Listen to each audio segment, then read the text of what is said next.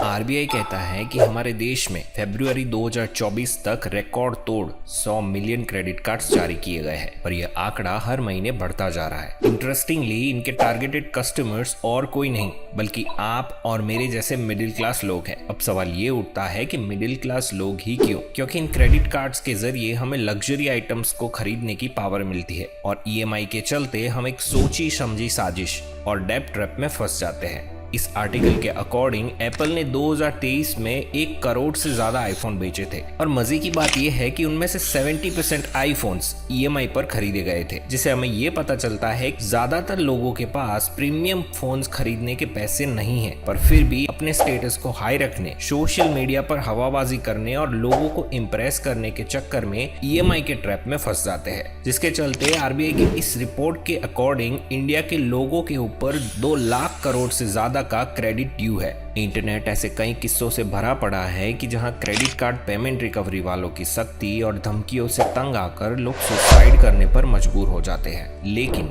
कुछ simple tricks का इस्तेमाल करके इस ट्रैप से बचा या निकला जा सकता है, जो आसानी से इंटरनेट पर नहीं मिलती। अब बात करते हैं कि आखिर ये क्रेडिट कार्ड बेचने वाले हमें फंसाते कैसे हैं। उनके साथ बड़ी बड़ी कंपनियां जैसे अमेज़न, फ्लिपकार्ट भी मिली हुई होती है। तो सबसे पहले ये कंपनियां हमें आकर्षक ऑफर्स और डिस्काउंट का लालच देती है। कोई भी ऑनलाइन शॉपिंग वेबसाइट पर आपको 24/7 किसी न किसी क्रेडिट कार्ड पर ऑफर मिल ही जाएंगे और इसे देख के हमें लगता है कि यही सही मौका है। अगर आपने मोबाइल में गलती से भी कुछ सर्च कर लिया, जैसे कि iPhone 15, तो दिन रात सोते जागते आपको उसी की एड दिखने लगेगी। ऑफर की बौछार लगा देंगे। Flat 7,000 of on this credit card, flat 20% of on that credit card, 10,000 cashback, etcetera etcetera. और एक्साइटमेंट से भरे हुए आप अपनी एड़ी चोटी का जोर लगा देते हैं सबसे अच्छे ऑफर वाले क्रेडिट कार्ड को ढूंढने में। अपने हर दोस्त से पूछेंगे, अपने ऑफिस में सबसे पूछेंगे और अगर कहीं से बात नहीं बनी तो खुद ही क्रेडिट कार्ड के लिए अप्लाई कर देंगे, क्योंकि 24 घंटे में कार्ड आपके घर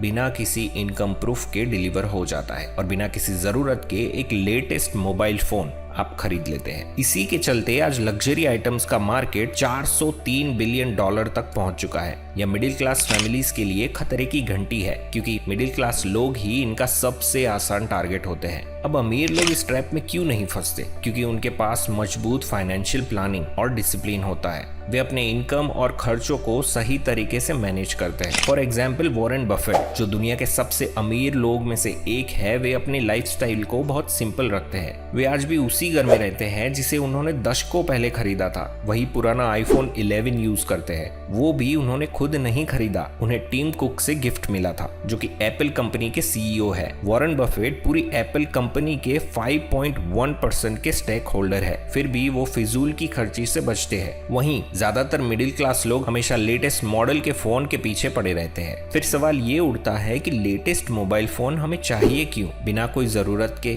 इसके पीछे कई सारे कारण हैं, जैसे कि डोपामिन रिलीज। जब हम कोई लग्जरी आइटम खरीदते हैं तो हमारे दिमाग में डोपामिन नामक एक केमिकल रिलीज होता है, जो हमारी खुश होने वाली फीलिंग्स के लिए जिम्मेदार होता है। लेकिन उसकी इफेक्ट बहुत कम समय के लिए ही होती है। कुछ दिनों के बाद वो खुशी गायब हो जाती है और फिर हमें कुछ नया खरीदने की इच्छा होने लगती है। ये एक साइकिल की तरह चलता ही रहता है, जो हमें मजबूर कर देता है और हमारी फाइनेंशियल स्टेबिलिटी को खत्म कर देता है। और इन सब के पीछे न केवल लग्जरी आइटम्स की एडवर्टाइजमेंट बल्कि सोशल मीडिया इन्फ्लुएंसर्स का भी बड़ा हाथ होता है, जो महंगी cars, luxury hotels, 5 star salon में जाते हुए रील बनाते हैं और वह रील देखते ही देखते वायरल हो जाती है, जिसके चलते जेन जी वाली जनरेशन काफी प्रभावित होती है और इस बात से बिल्कुल अनजान होती है कि आगे क्या होने वाला है। यूपी के एक गाँव में 17 साल के लड़के ने अपने ही घर से 1 लाख की चोरी कर डाली एक आईफोन खरीदने के लिए। जब उसके घर वालों को ये बात पता चली तो उस लड़के ने डर के मारे सुसाइड कर लिया। और यह सिर्फ हमारे देश तक सीमित नहीं है, बल्कि यूएस और चाइना जैसे देश भी इसमें शामिल है। अगर देखा जाए तो आईफोन या सैमसंग के फोन के लिए हम 1.5 लाख या उससे ज्यादा दे रहे हैं, लेकिन उसकी असली कीमत आधे से भी कम होती है। जैसे कि iPhone 15 Pro की कीमत 1.5 लाख है और उसकी मैन्युफैक्चरिंग कॉस्ट 43,500 है और सैमसंग S24 की मैन्युफैक्चरिंग कॉस्ट लगभग 50,000 ही है। ठीक वैसे ही रेड बुल, जो एक प्रीमियम एनर्जी ड्रिंक है, जिसकी कीमत 120 रुपए है, लेकिन उसे बनाने में सिर्फ 20 रुपए ही लगते हैं। वहीं स्टिंग जो एक इंडियन एनर्जी ड्रिंक है वो सिर्फ 20 रुपए में ही मिल जाती है, लेकिन फिर भी हम रेड बुल को ज्यादा पीना पसंद करते हैं। और फोन में एप्पल या सैमसंग के बिना तो बात ही नहीं बनेगी। भले ही किसी और कंपनी का फोन वही फीचर्स और हार्डवेयर के साथ कम कीमत में मिल रहा हो, हम सिर्फ ब्रांडेड कंपनी का फोन ही खरीदना पसंद करते हैं। जब भी आईफोन का लेटेस्ट मॉडल लॉन्च होता है तो एप्पल स्टोर के आगे अगली रात से ही लोगों की लंबी लाइनें लग जाती है उसे खरीदने में, क्योंकि हमें लगता है कि लेटेस्ट आईफोन से सोशल स्टेटस मेंटेन होता है। हमें लगता है कि लेटेस्ट आईफोन हमारे हाथ में होने से हमारी रिस्पेक्ट बढ़ती है, जो कि कुछ हद तक सही है, लेकिन किस कीमत पर वो रिस्पेक्ट बढ़ती है ये आने वाले वक्त पर ही हमें पता चलता है। धीरे धीरे हमारी स्पेंडिंग हैबिट्स बिगड़ती जाती है,